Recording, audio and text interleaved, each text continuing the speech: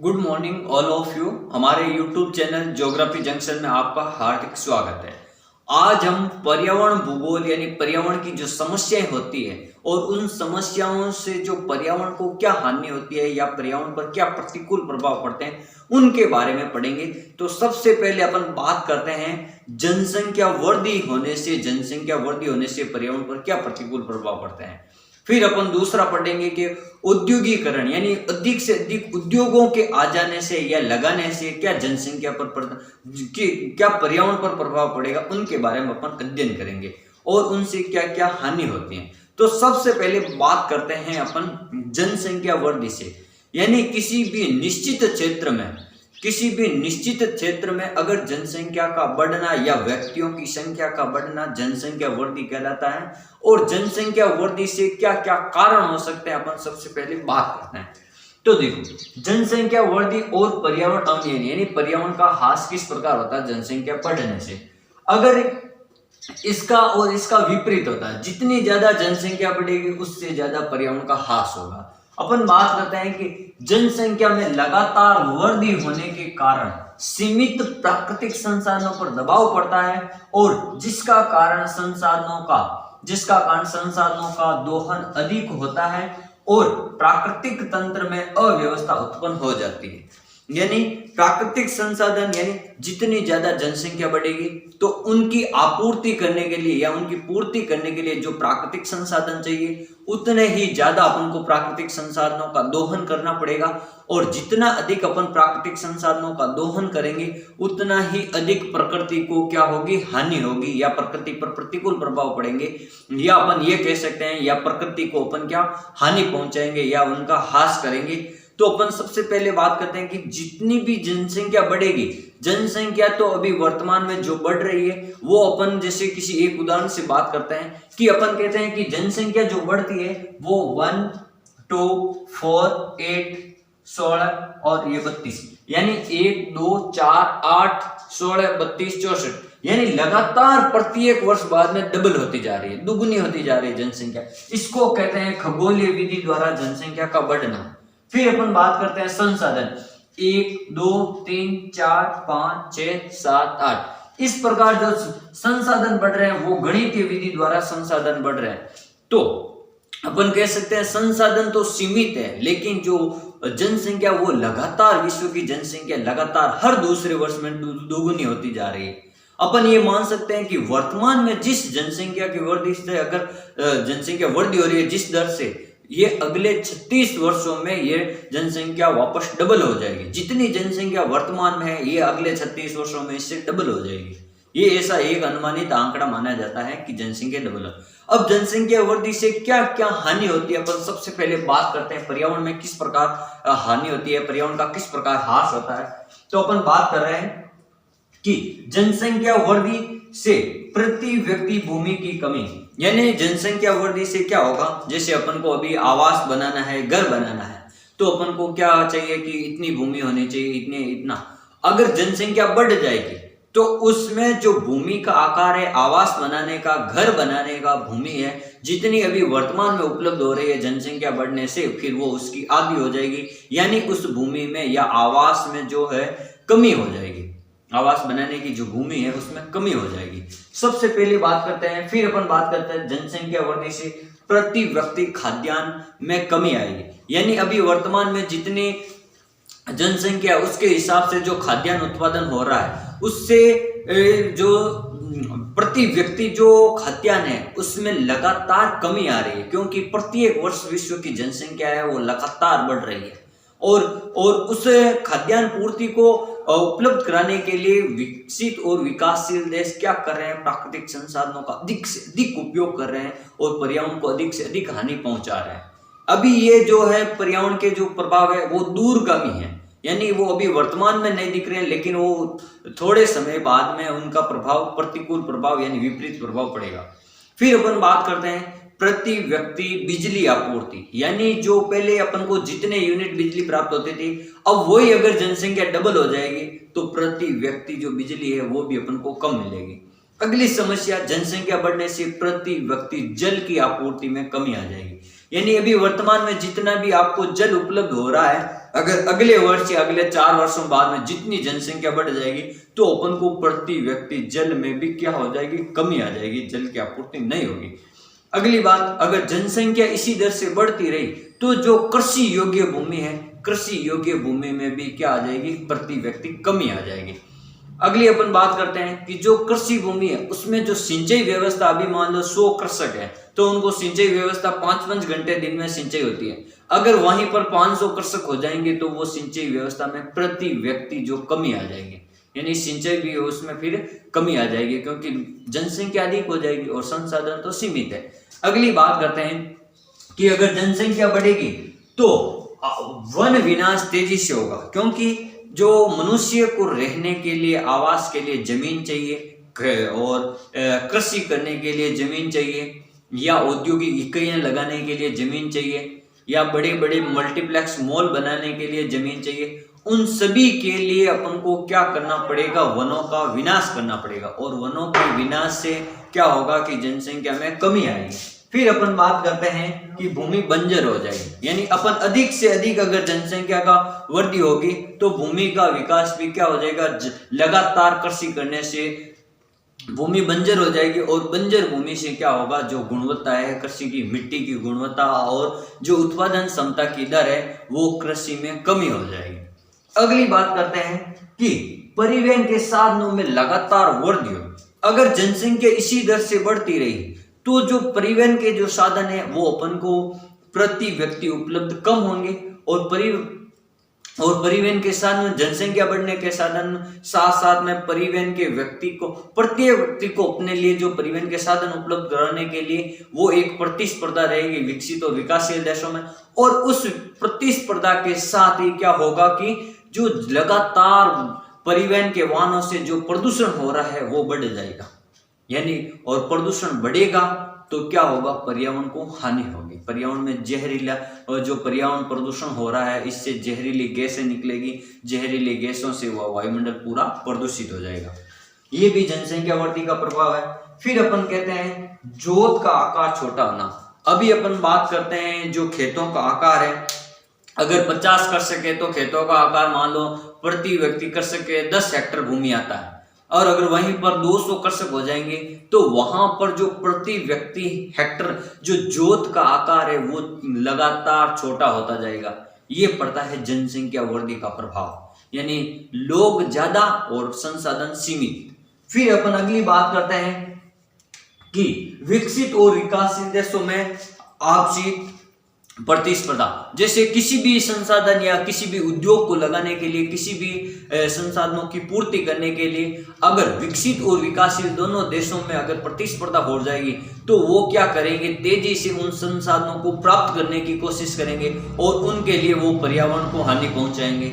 जैसे अपन कोई भी बात कर लें, जैसे उनको चाहिए कि प्राकृतिक या विकसित देशों में जैसे फर्नीचर की, तो वो पेड़ पौधों का क्या करेंगे, वनों का विनाश करेंगे। अगर कृषि भूमि चाहिए तो भी वो वनों को काट कर वहां कृषि करेंगे। अगर वहां कहीं सड़क बनानी है, राष्ट्रीय राजमार्ग बनाना, रेल बनाना, पुल बनाना, नहर बनानी है तो भी वो क्या करेंगे, वनों का विनाश करेंगे। और इन सभी कारणों से क्या होगा, पर्यावरण को बहुत अधिक प्रभाव पड़ेगा, पर्यावरण के प्रति बहुत अधिक प्रतिकूल प्रभाव पड़ेगा और पर्यावरण का क्या होगा, ह्रास होगा। इस प्रकार अपन कह सकते हैं अगला कि अगर जनसंख्या दर इसी दर से अगर बढ़ती है तो क्या होगा कि बेरोजगारी की दर है जो ज्यादा से ज्यादा बढ़ जाएगी, यानी लोगों में जो रोजगार है उनकी कमी आएगी। तो लोग अन्य कारणों से बेरोजगारी का सामना करने के लिए कुछ खेती करेंगे, कुछ और दूसरा काम करेंगे या कुछ फर्नीचर का काम करेंगे। उन सभी काम करने के लिए क्या होगा, वो उनको पर्यावरण को हानि पहुंचाएंगे, क्योंकि कृषि करने के लिए जो वनों को काटना पड़ेगा या फर्नीचर बनाने के लिए वनों को काट कर लकड़ी प्राप्त करनी होगी, या कृषि कार्य या अन्य जो खाद्यान्न सामग्री है वो वनों से प्राप्त होगी, वो अधिक से अधिक फिर वनों से प्राप्त करनी पड़ेगी, यानी उसका दोहन लगातार तेजी से करना पड़ेगा, यानी प्राकृतिक संसाधनों का अधिक से अधिक फिर उपयोग होगा। और जो लंबे समय तक फिर प्राकृतिक संसाधन नहीं चलेंगे, ये भी पर्यावरण को ह्रास होगा। अगर वन भी नहीं होंगे तो अपन को ऑक्सीजन कहाँ से प्राप्त होगी, और जो अपन के द्वारा छोड़ने वाली कार्बन डाइऑक्साइड है CO2 वो अवशोषण कौन करेगा। तो इस प्रकार से अपन कह सकते हैं कि वनों का होना या प्राकृतिक संसाधनों का होना मनुष्य के लिए एक वरदान है। अगर ये सीमित है और ये ज्यादा से ज्यादा अभी अपन यूज कर लेंगे तो आगे आने वाले समय या दूरगामी समय में उनका बहुत ही हानिकारक प्रभाव पड़ेगा। फिर अपन बात करते हैं, अगर जनसंख्या की दर इसी लगातार बढ़ती रही, जनसंख्या की दर अगर लगातार बढ़ती रही तो महानगर है, शहर है या नगरों में क्या होगा कि जो मलिन बस्ती है या जो कच्ची झोंपड़ियां हैं या कच्ची झुग्गी झोंपड़ियों की वृद्धि लगातार वृद्धि हो जाएगी उनकी संख्या में। और उनकी संख्या में वृद्धि होने का मतलब यह है कि वो कहीं पर भी अपना कच्चे घर बनाएंगे और वहां फिर वो पर्यावरण प्रदूषण करेंगे, अपशिष्ट यानी गंदगी फैलाएंगे।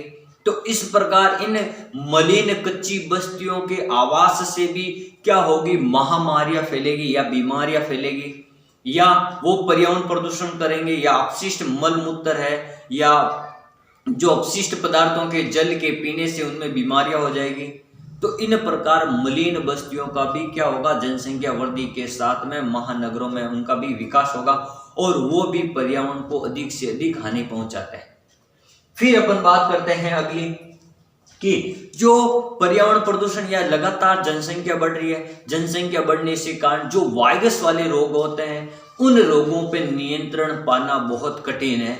जैसे वर्तमान में अभी बात कर रहे हैं कि कोरोना जैसी जो बीमारी है वो एक दूसरे के संपर्क में आने से, लोगों के संपर्क में आने से हो रही है। अगर जनसंख्या कम होती तो इस जैसे वायरस जैसी बीमारी को अपन कम से कम होने में और कम से कम समय में इस पर नियंत्रण पा सकते हैं, लेकिन जनसंख्या इतनी ज्यादा है कि इस पर नियंत्रण पाना बहुत कठिन है।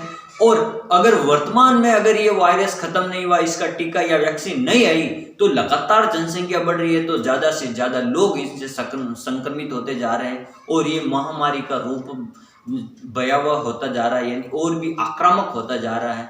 और लोगों को इनके प्रति क्या करना चाहिए, जनसंख्या वृद्धि के प्रति और पर्यावरण के प्रति आप सब लोगों को क्या करना पड़ेगा, जागरूक होना पड़ेगा। और जागरूक होने के कारण क्या होगा कि पर्यावरण का प्रदूषण कम से कम होगा। इस प्रकार अपन कह सकते हैं कि जो जनसंख्या वृद्धि का जो मुख्य कारण है उनके कारण जो पर्यावरण को ह्रास हो रहा है, पर्यावरण की क्षति हो रही है। अपन ये भी कह सकते हैं कि जितने ज्यादा अगर जनसंख्या बढ़ेगी उस पर नियंत्रण नहीं होगा, उतने से ज्यादा उसका विपरीत प्रभाव है, प्रतिकूल प्रभाव है जो पर्यावरण को हानि पहुंचाएगा। अगली बात करते हैं, अगली पर्यावरणीय समस्या है औद्योगिकरण, यानी उद्योगों के अधिक से अधिक लगने से पर्यावरण का किस प्रकार ह्रास हो रहा है। यानी किसी भी स्थान पर ज्यादा से ज्यादा उद्योग धंधे या किसी भी महानगर है या किसी भी मेगापोलिस सिटी है, वहां पर अधिक से अधिक औद्योगिक इकाइयों के लगने से किस प्रकार वहां का पर्यावरण का प्रदूषण होता है वो अपन पढ़ते हैं। सबसे पहले बात करते हैं कि औद्योगिकरण क्या होता है। यानी किसी भी नगर में अधिक से अधिक उद्योगों का लगना या औद्योगिक इकाइयों का उपस्थित होना या औद्योगिक इकाइयों का वहां पर एक जगह पर होना, यह कहलाता है औद्योगिकरण, यानी उद्योगों का अधिक से अधिक लगना। फिर अपन अगली बात करते हैं कि इनसे क्या हानि होती है। औद्योगिकरण से वनों का विनाश और वनों में कमी, वन क्षेत्र में कमी। क्या होगा, वन क्षेत्र में कमी, यानी अपन जितने ज्यादा उद्योग धंधे लगाएंगे तो उद्योग धंधों को लगाने के लिए अपन को स्थान चाहिए, और स्थान अभी जो भूमि चाहिए, तो अपन क्या करेंगे, जो वन है, वन क्षेत्र है, वन क्षेत्रों को काटेंगे और वन क्षेत्रों को काट कर वहां पर अपन उद्योग स्थापित करेंगे। तो वहां पर वन क्षेत्रों को काटने से एक तो वनों की भी हानि होगी और वन क्षेत्रफल में क्या हो जाएगी, कमी आ जाएगी, जिससे पर्यावरण प्रदूषण होगा। क्योंकि वन अपन की क्या, वनों से अपन को क्या, carbon dioxide gas CO oxygen मिलती है, और जो वन है हमारे द्वारा छोड़ी गई या जो पर्यावरण में जो प्रदूषित CO2 गैस है या CO गैस है उनका अवशोषण करते हैं। अगर वन भी नहीं होंगे तो कौन अवशोषण करेगा, तो पर्यावरण प्रदूषण होगा। दूसरी बात करते हैं, उद्योगों को कच्चा माल उपलब्ध कराने के लिए प्राकृतिक संसाधनों का तेजी से दोहन करना और जिससे भूमि का बंजर होना। यानी अपन जितने ज्यादा औद्योगिकरण होगा तो औद्योगिकरण के कारण उन उद्योगों को कच्चा माल उपलब्ध कराने के कारण अपन को क्या करना पड़ेगा, ज्यादा से ज्यादा कृषि कार्य पर जोर देना पड़ेगा।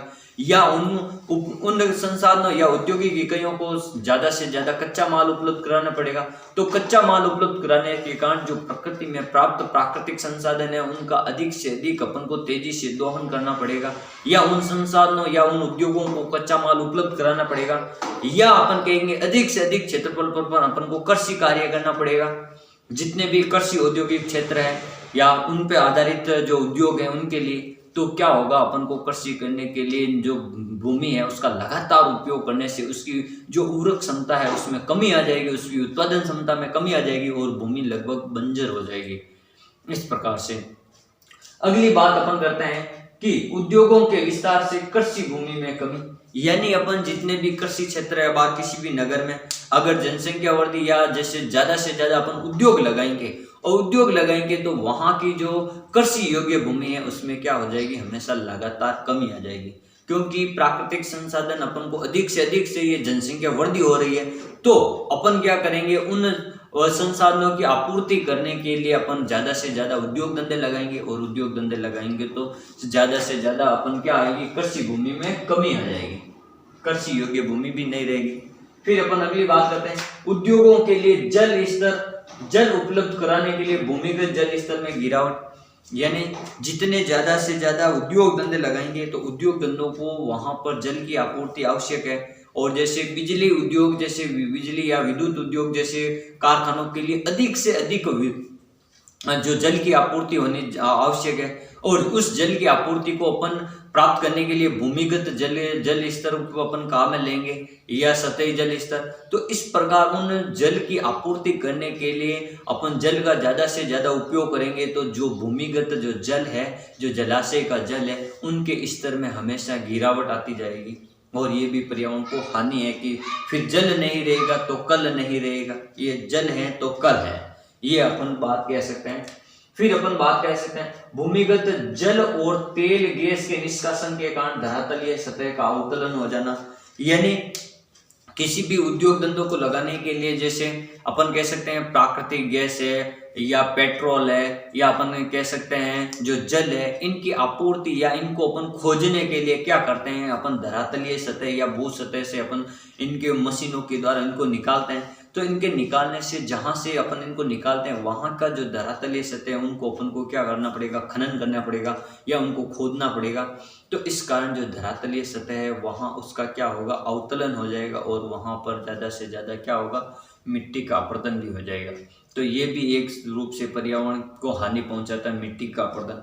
अगर मिट्टी ज्यादा से ज्यादा अपरदन हो जाएगी तो मिट्टी की जो उपजाऊ क्षमता है उसमें हमेशा क्या होगी, कमी आएगी।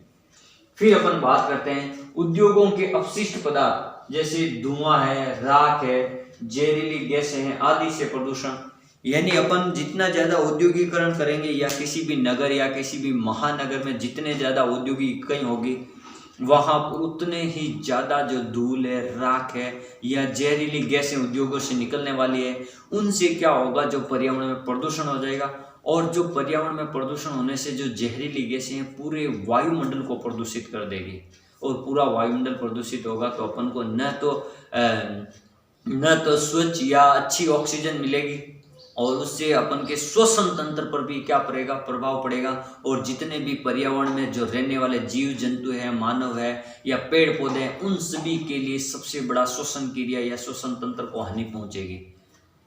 अगली बात करते हैं कि उद्योगों के अपशिष्ट पदार्थ। अगली बात करते हैं कि मिट्टी की गुणवत्ता का ह्रास होगा, यानी ज्यादा से ज्यादा औद्योगिक इकाइयों से क्या होगा, जो अपशिष्ट जल निकलता है, जो उपयोग लिया हुआ जो जल निकलता है, जैसे रंगई है, छपाई है या धुलाई कार्य है, उनसे जो अपशिष्ट रंग या रंगई से युक्त जो रंगों से युक्त जो जल है, उस जल का जब वो मिट्टी के संपर्क में आएगा तो वहां की मिट्टी को क्या कर देगा, वो प्रदूषित कर देगा, दूषित कर देगा, या उसको क्या अपन कह सकते हैं कि जो मिट्टी की उर्वरक क्षमता है उसमें उस अपशिष्ट जल से क्या होगी, उसकी गुणवत्ता का ह्रास हो जाएगा, या मिट्टी में गुणवत्ता या मिट्टी में उत्पादन क्षमता का भी ह्रास हो जाएगा, और लगातार मिट्टी की जो क्षमता है उत्पादन करने की उनमें लगातार कमी आती जाएगी।